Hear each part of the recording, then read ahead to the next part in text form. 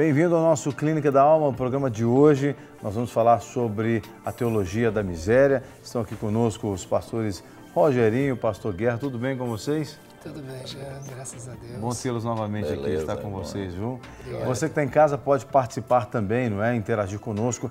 Para quem acompanha a programação ao vivo, nós temos a central de atendimento ao telespectador, 3209-3301. Você tecla a opção 1 e vai ouvir o atendimento eletrônico até o fim, né? Para que as informações possam ser registradas.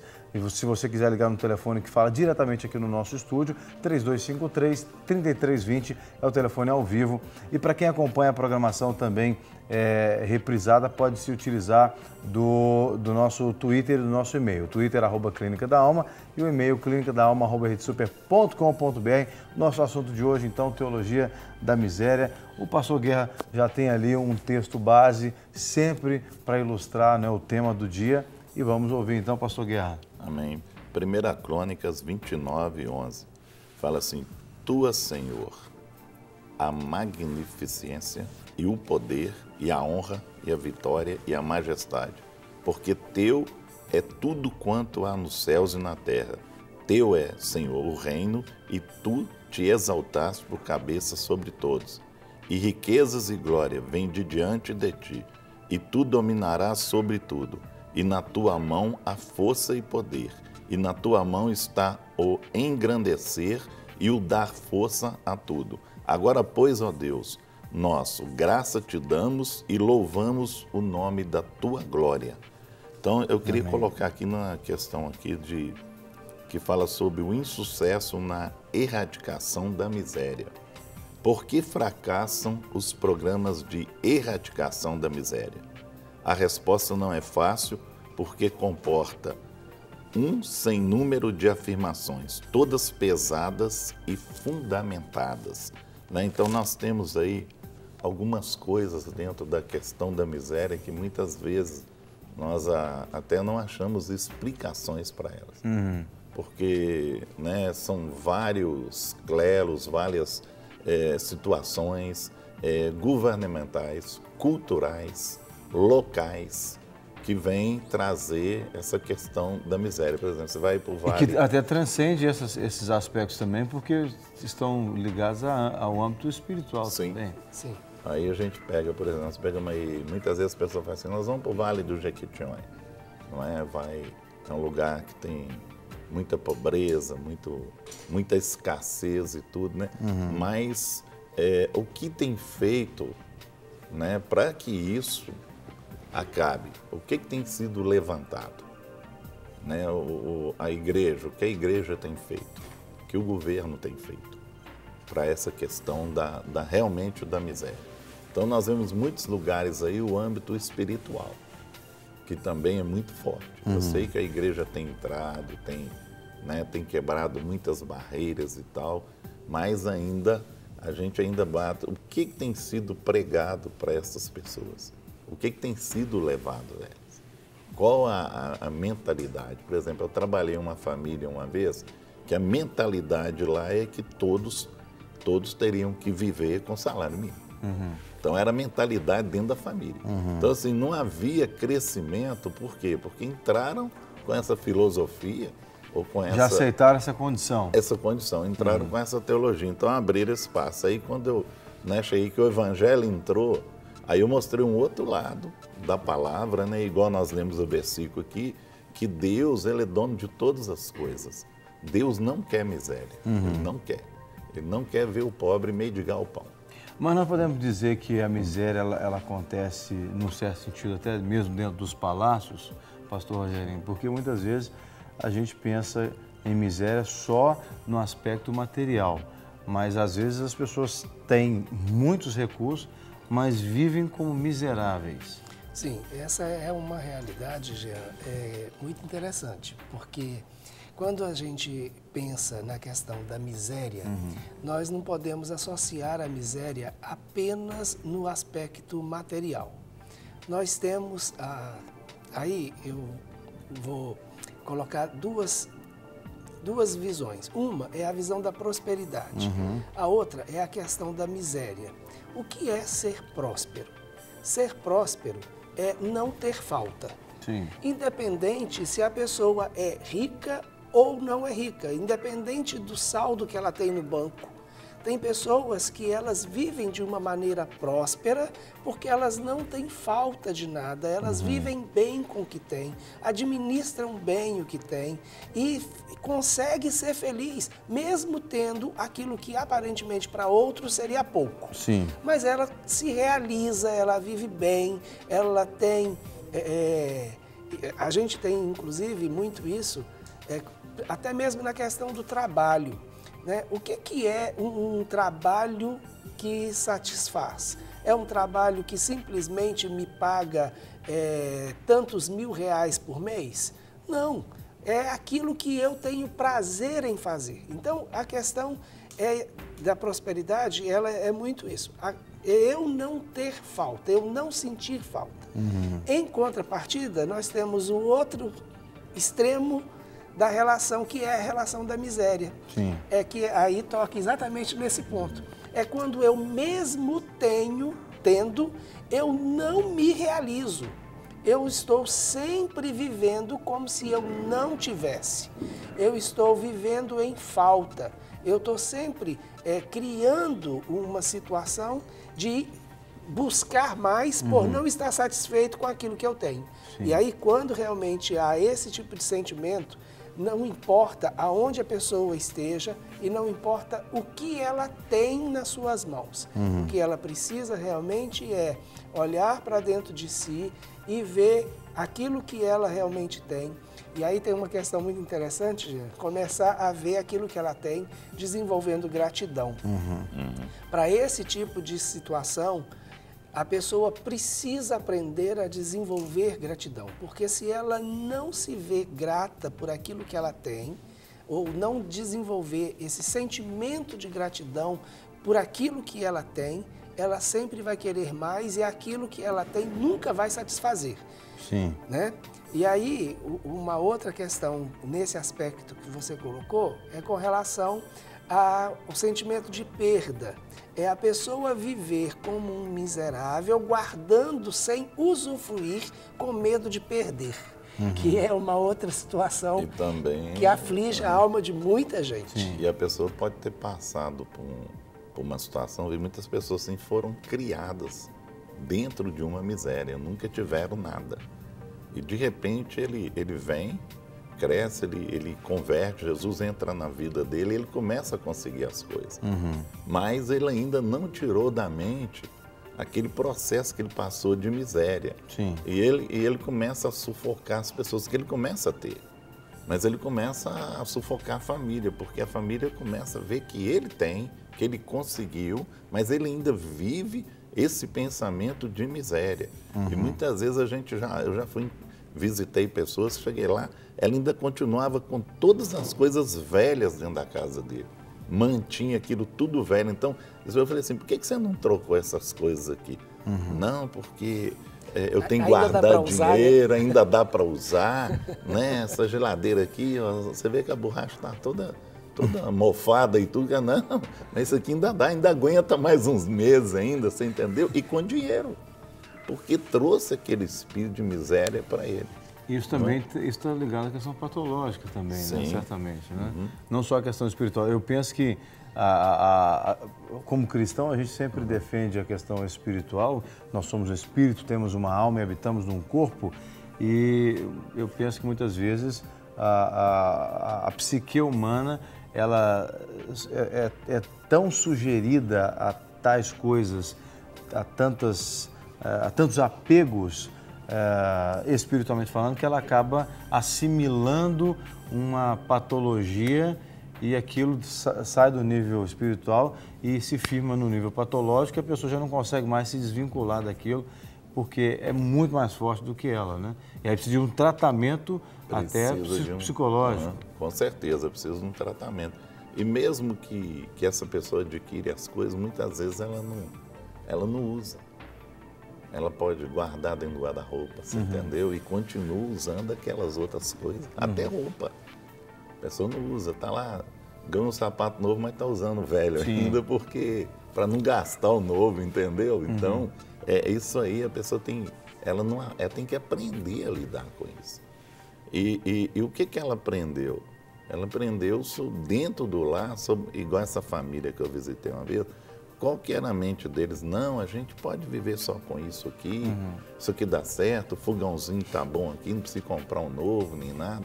E você vê que a coisa está enraizada ali. Não sei se eu citei um caso, uma história que eu conheço de uma pessoa que tem posses, a pessoa tem posses, tem aluguéis para receber e tudo, e a pessoa, uma senhora, utiliza ou reutiliza até o papel higiênico que ela utiliza para fazer o número 1, ela põe para secar e reutiliza aquele papel higiênico. Essa não tinha vida.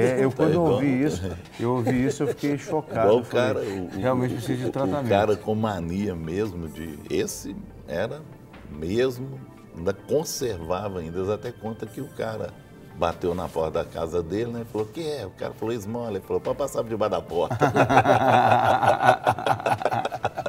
Então, só ouvindo o cara. Mas... O carro de brinco, mas tem as pessoas são escravizadas por esse tipo de mentalidade. E uma coisa interessante, Jean, porque você tocou na questão da espiritualidade, né? E muitas vezes, e por isso que a gente colocou esse tema, a teologia da miséria, muitas vezes aquilo que nós herdamos como teologia, elas ajudam a manter essa atmosfera de miséria e de pobreza.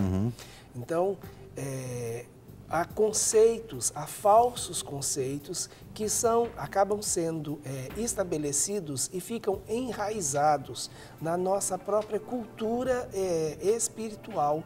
E isso interfere no nosso modo de ver a riqueza e de ver a miséria. Então, há uma falsa ideia, por exemplo, de que humilde é aquele que é pobre, o que não é uma verdade. A humildade não tem nada a ver com pobreza. Nós temos e podemos perceber na nossa caminhada que há pessoas que são pobres e extremamente orgulhosas e mantêm essa situação de pobreza até por causa do orgulho. Sim. Então, recusa-se a receber uma ajuda por causa do orgulho, não busca uma condição melhor, porque acha que se buscar uma condição melhor vai se humilhar e ela prefere ficar naquela posição, né? Uma situação, por exemplo, o próprio voto de pobreza que nós recebemos como uma herança da igreja, que durante muito tempo, na Idade Média principalmente, as pessoas elas iam viver nos conventos e elas simplesmente vendiam ou deixavam tudo e iam fazer a opção pela pobreza, né? E vivendo em escassez, vivendo em miséria, e isso aparentemente trazia uma ideia de santidade, né? Então, é como se eu, para negar toda a luxúria, eu tivesse que viver em completa miséria. Então, na realidade, isso não combate, a miséria não combate a luxúria. Eu posso ser pobre e ter ainda reflexos da luxúria dentro da minha estrutura de alma, nas minhas opções, né? E isso não resolve. Então, muitas vezes, a nossa própria teologia e é aquilo que nós ensinamos e aprendemos e repassamos nas nossas estruturas religiosas acabam sustentando essa situação de miséria, onde os pobres, né? Então a ideia de que o pobre ele tem um acesso mais fácil a Deus. Será? Então o rico está excluído? Né? A questão não é se ele é pobre ou se ele é rico.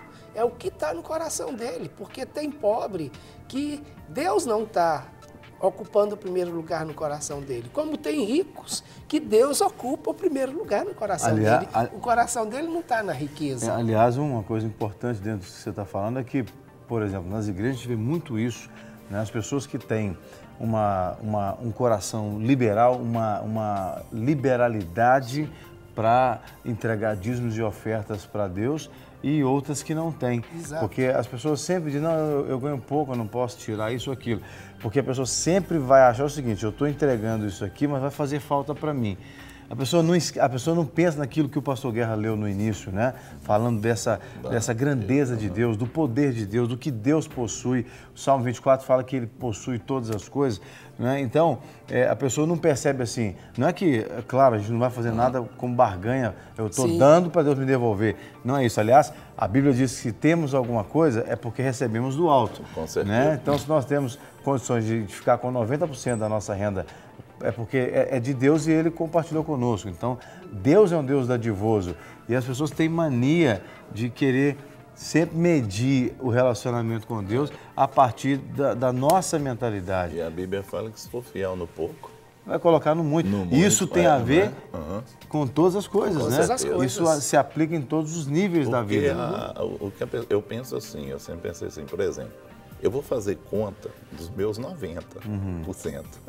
Os 10 não me pertencem. Sim.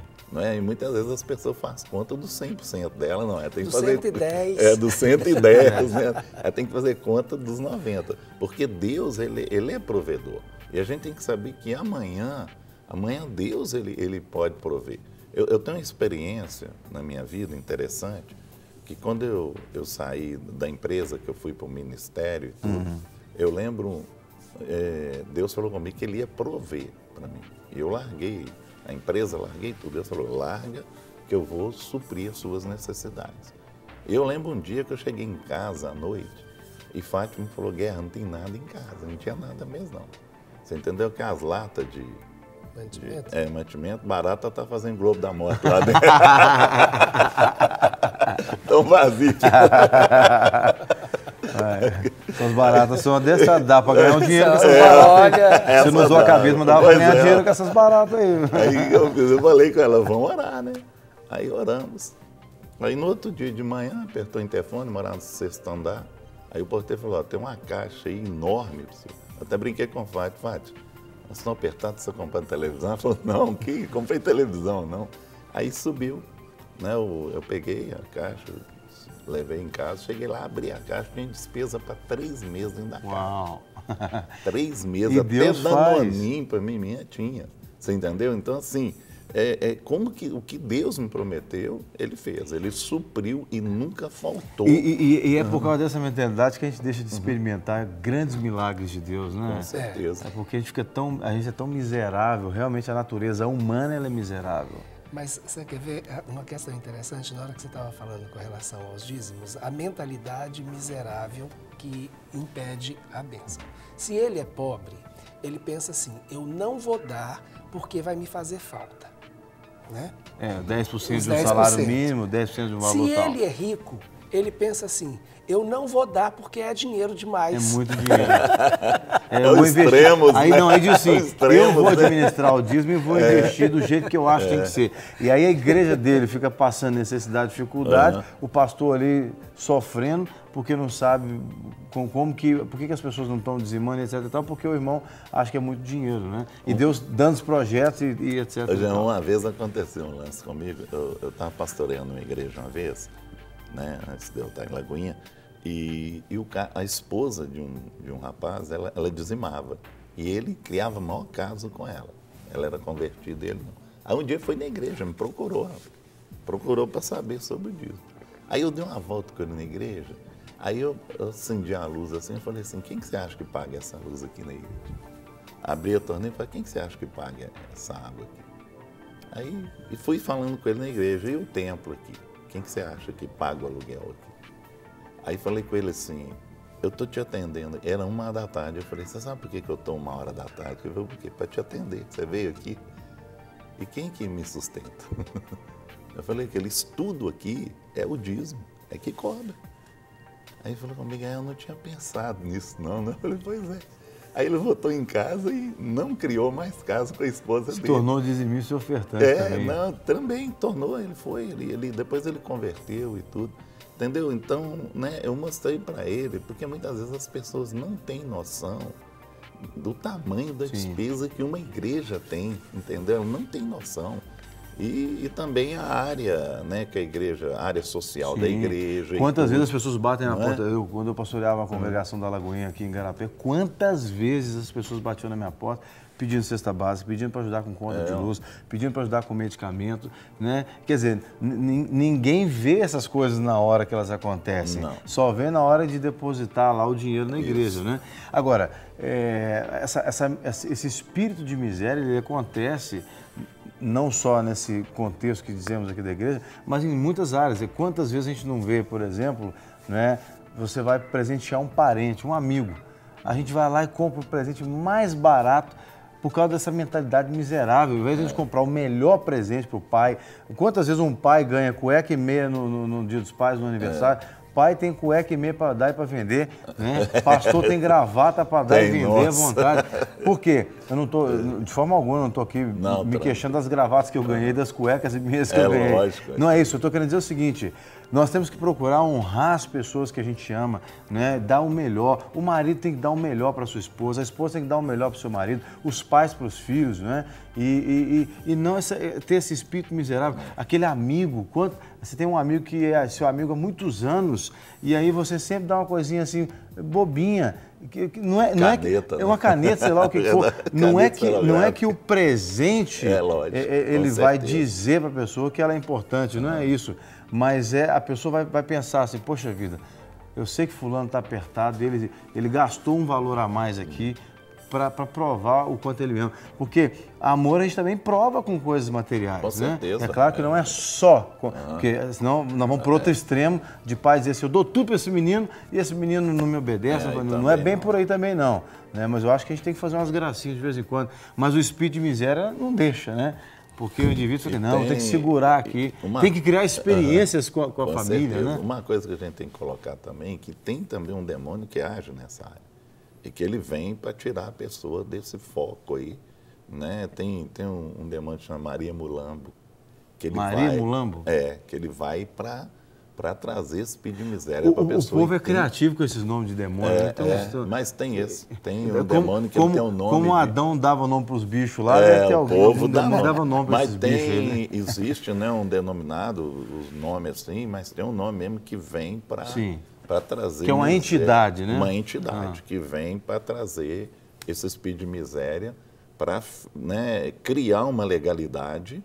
É igual você tem lá, você tem a Pombagira que atua na área da sexualidade, o Zé Pilintra que atua na área do vício e tal. Tem então Maria Mulambo que atua na área de miserável. Ele vem para... Mas como é que você expulsa isso? Então tá, já que nós entramos de cabeça na questão espiritual, como é que você manda embora um demônio desse na vida da pessoa? Porque é claro, ora em nome de Jesus, vai embora. Ok. Tá, mas na prática, como é que eu ensino uma pessoa a não dar lugar para um bicho desse, para um demônio desse? Porque a Bíblia fala assim, não deis lugar ao diabo.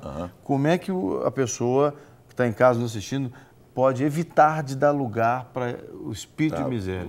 A legalidade, por exemplo. Ela pode estar com a legalidade na vida dela aberta e esse demônio está entrando nessa legalidade. Por exemplo, pecado. O pecado é uma legalidade para entrar a miséria. E essa legalidade pode entrar esse espírito de miséria, porque ele quer o quê? Quer destruir o lar. E se entrar esse espírito de miséria dentro do lar, vai destruir o lar. Então tem essa legalidade. Então a pessoa pode estar abrindo a legalidade através do pecado, através de que pode ser adultério, pode ser muitas outras coisas que estão abrindo esse espírito de legalidade para que esse demônio Ou deixar de dar dízimo e oferta. Deixar também. Tá? Deixar de dar dízimo e oferta, esse demônio pode entrar nessa legalidade e atuar nessa legalidade. Olha, como você falou, Jean, nós somos um ser, né, de 3 formas, né? Então, corpo, alma e espírito.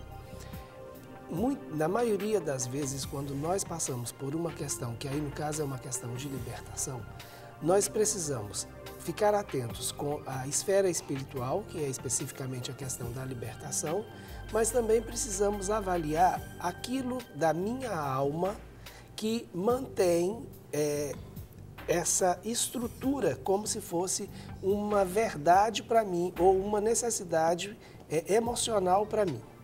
Além das questões da legalidade espiritual, eu preciso também ver se aquilo que eu estou vivendo são absolutos que eu trouxe, mesmo não sendo verdades, mas que eu vivo como se aquilo fosse verdade. Então, por exemplo, a questão de que ser pobre é honroso. Então, ser rico é desonroso? Não. A questão da honra, ela não está ligada a bens materiais. É uma posição, é uma atitude de honra e você pode entrar debaixo dessa atmosfera de honra ou de desonra. A opção é sua. Então, deixa eu te perguntar, dentro do que você está falando aí, o Brasil, a gente tem uma mentalidade muito mesquinha, né? A população brasileira, é óbvio que você tem exceções, mas estou dizendo assim... No geral. No contexto social, a gente viu muito isso na época da eleição. Sim. Né? Essa coisa assim, o governo me dá tal benefício aqui, Sim. então eu tadinho de mim, coitadinho de mim. Isso é algo que extrapola a questão cultural, certamente? Vai além da cultura. Ela tem uma questão, por exemplo, você tocou na questão da miséria no sentido político. Hoje, nós entendemos e percebemos isso com muita clareza, que a miséria em determinadas regiões no Brasil, ela é lucro para algumas pessoas, para um grupo de pessoas. Sim. E eles têm uma estrutura que, por causa de manter tal estrutura, eles são beneficiados. Então, não há interesse em desfazer dessa cultura e nem acabar com essa estrutura. De nenhum dos dois lados, né? Exatamente. Nem do que é beneficiado e nem do que Isso. beneficia. Então, o que está sendo beneficiado, né, ele vive numa atmosfera, e é isso que associa um sentimento, medo. Se isso aqui é tão pouco, o que vai ser da minha vida se eu perder isso? Né? Que foi uma das coisas que acabou norteando, inclusive, a própria campanha eleitoral que a gente viu a última. Sim. Né? A gente percebe claramente que o que realmente norteou não foi o que eu posso ganhar, é o que eu vou perder. É o medo da perda. E isso é uma situação que ela tem muito a ver com a emoção, com o sentimento de perda, com aquilo que a pessoa traz na sua própria emoção e a forma como ela vê o mundo. Então, o meu mundo é isso. Se isso não acontecer, eu vou ter que mudar. E eu estou pronto para mudar? Eu quero essa mudança? É por isso que a Bíblia fala que para se relacionar com Deus tem que ter fé mesmo, porque é necessário que aquele que se aproxima de Deus creia que Ele existe. Exatamente. E é recompensador daqueles que o buscam. Isso está lá em Hebreus 11:6. Sim. Porque sem fé você não consegue acessar a provisão de Deus. Exatamente. Né? Como o pastor Guerra contou aqui da caixa de mantimentos que chegou na casa dele depois de uma oração. Com certeza. Então, uma das coisas, assim, uma vez eu lembro de um rapaz que eu trabalhei com ele, ele era tão pobre, mas tão pobre. De maré descer. De maré descer, isso mesmo. Que ele pediu um vizinho dele para prestar o chinelo para ele sentir como calçava o chinelo. Meu Deus. Ele falou que pôs o pé no chinelo assim e que sentiu uma coisa tão boa que ele tinha colocado o chinelo no pé. E depois essa pessoa conseguiu crescer e sobressair na vida. E você sabe qual que era a preocupação dele? É que a família não sofresse mais aquele dano. Então ele tinha essa preocupação. E ele já tinha convertido e tudo. Eu falei, olha, você tem que confiar em Deus. Porque se você continuar com essa preocupação lá, se você continuar com esse chinelo ainda na mente, né? Você não vai ter sossego. Você não vai desfrutar daquilo que a vida tem. Desfrutar daquilo, você entendeu? Então a pessoa traz aquilo psicologicamente.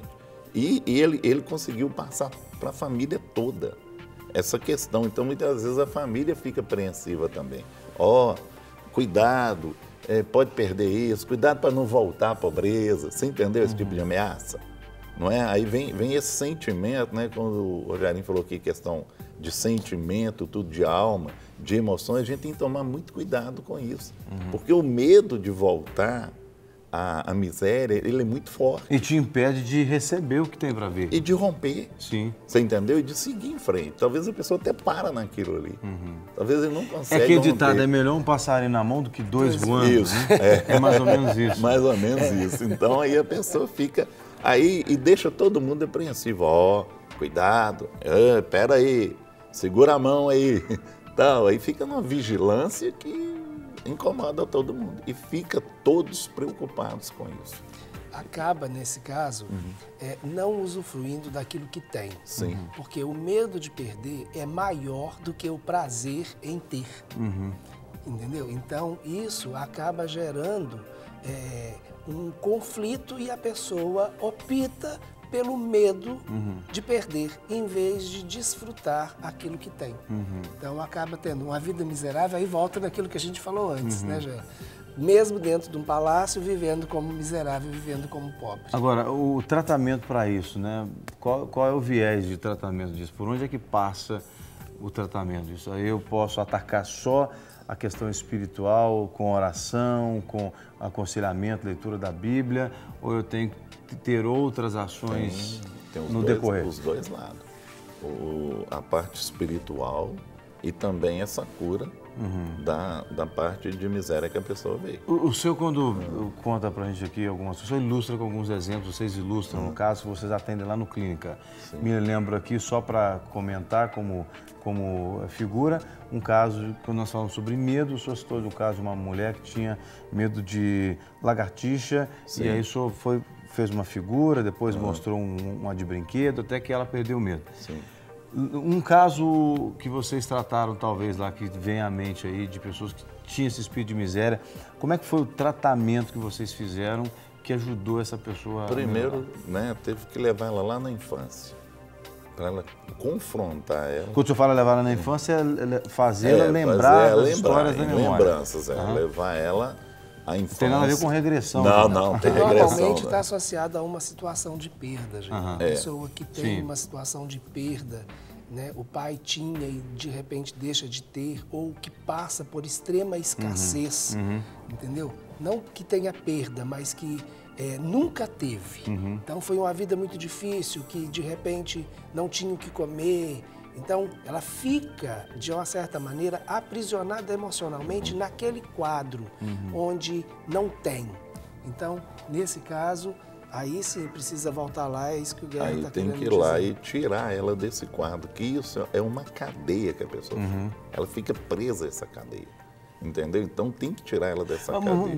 Deixa eu entender, porque assim, por estar no Ministério a gente já lidou com situações parecidas, mas eu estou fazendo as perguntas aqui para que os irmãos que estejam nos acompanhando possam também se situarem na situação.